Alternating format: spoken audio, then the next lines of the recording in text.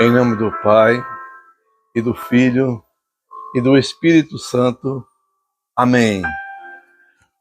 Hoje é sábado da quarta semana da Quaresma. O tema da semana foi o seguinte: a esperança em Deus, no Pai, não decepciona. Obrigado por receber em sua casa, por fazer comigo esse pequeno apostolado da palavra. Como solicitado, estou colocando aqui na descrição do vídeo as homilias escritas. E quem me acompanha pelo YouTube, dá seu joinha, seu like, coloca seu amém. Eu quero rezar com você. Manda esse vídeo para outras pessoas, seus amigos, os amigos da família. Vamos juntos evangelizar. Vai ler a palavra de Deus? Santo Inácio de Loyola nos orienta. Antes de lermos a palavra, precisamos pedir a Deus uma graça. Rezemos juntos.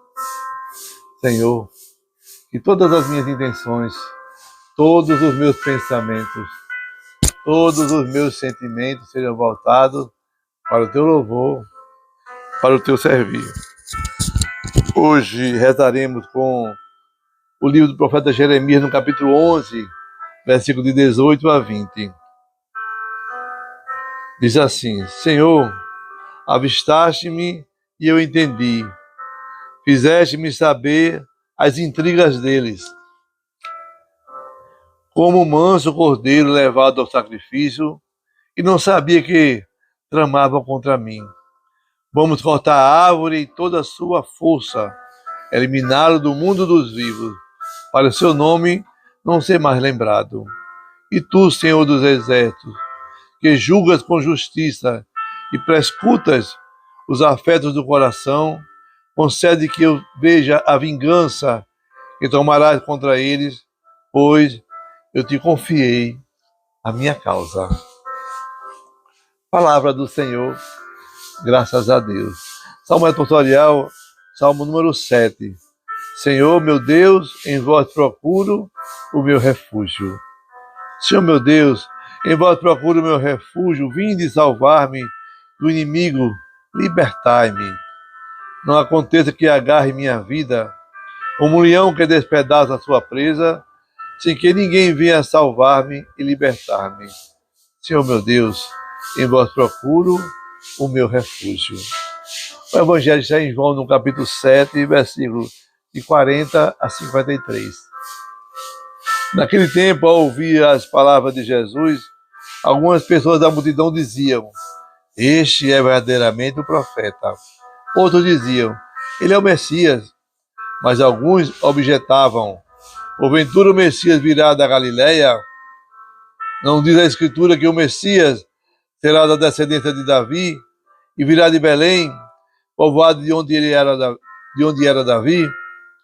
Assim, houve divisão no meio do povo por causa de Jesus.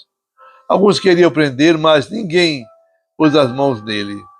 Então os guardas do templo voltaram para os sumos sacerdotes e os fariseus, e eles lhe perguntaram: por que não o trouxestes? Os guardas responderam: ninguém jamais falou como este homem. Então os fariseus disseram-lhes: também vós vos deixaste enganar? Por acaso algum dos chefes ou dos fariseus acreditou nele?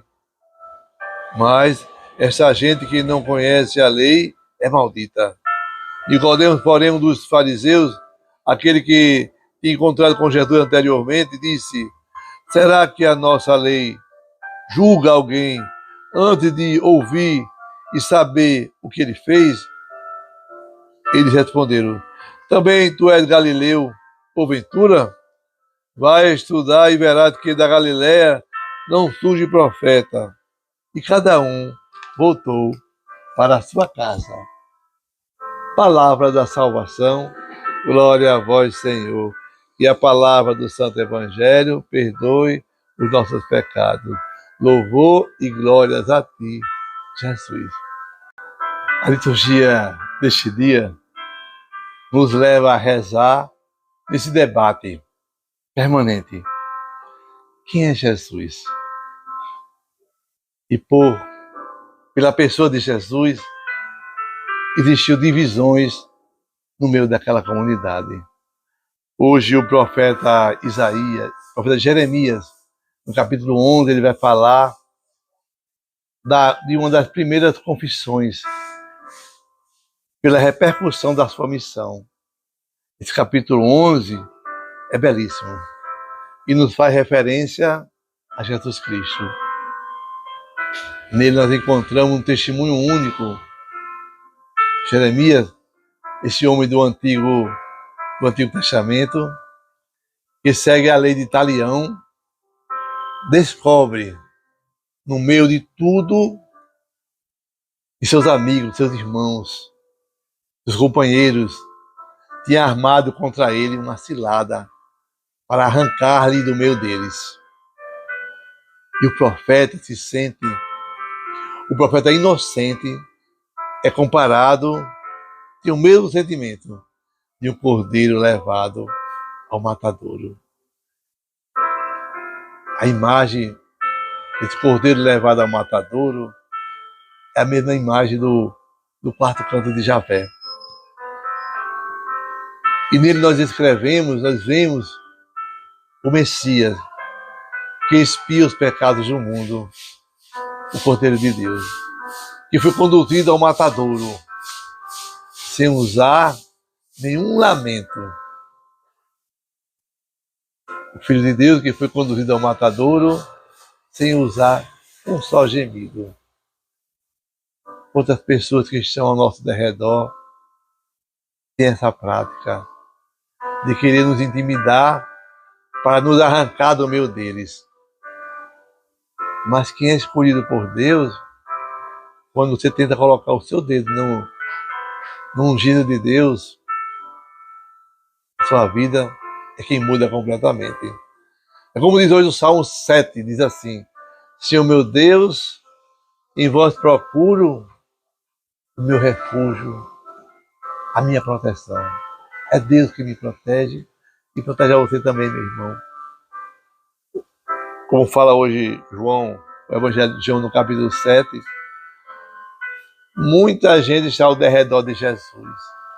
Se encantam ao ouvir a sua voz. Que é isso? Quanta sabedoria! Quando ele fala, meu coração se inflama. E naquela multidão tem quem não admire Jesus. E a falta de admiração cria uma grande divisão no meio daquela comunidade. E por que tudo isso, diácono? Porque ele não sabia a história da pessoa de Jesus. A ignorância da falta de conhecimento. Quando eu conheço, eu cresço. Jesus, claro que ele era de Belém, foi lá que ele nasceu. Ele não sabia, não lembravam, mas questionaram. Jesus, sim, era descendente de Davi, seu pai José. Mas quando se fala da fé, meu irmão, minha irmã, nós temos que estudar muito para entender um pouco mais e aplicar toda a exegese à nossa vida cotidiana. Não era de ninguém não, viu? É na sua vida, na minha vida. Tem muita gente que fala muito bem da teologia, da missiologia, né?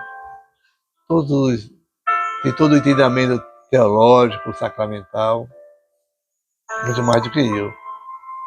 Mas muito dele não conhece no coração a vivência do Evangelho. Muito menos a palavra de Deus a coloca em prática. São duros, ranzinza, indiferentes com a vida, com o próximo. E a vida não é assim. Eu preciso, a todo dia, a todo momento que eu faço uma leitura orando na palavra, parar e perguntar: Senhor, o que devo fazer para viver nessa terra ainda a vida eterna? Para que não exista divisão dentro de mim. E naquele momento querem prender Jesus. Manda os guardas prender Jesus. Olha só, a cegueira e a dureza do coração dos líderes religiosos. Aqueles que deveriam crer primeiro, os escolhidos de Deus, são os mais cegos e os mais duros. São cabeça dura. Mas mesmo ele intimidando os guardas para prender de Jesus, não consegue. Porque ninguém conseguia ir ao encontro dele por tanto encantamento, por tantas palavras de regozijo. Os próprios guardas ficaram encantados com ele. Agora os sacerdotes, os juízes, os anciãos, os fariseus, os mestres da lei, estão revoltados contra Jesus. Por que, diácono? Porque eles são legalistas, seguem apenas a lei. Você é legalista? Nós temos que nos desarmar para aceitar o outro como ele é. E como é triste ver um povo assim, né?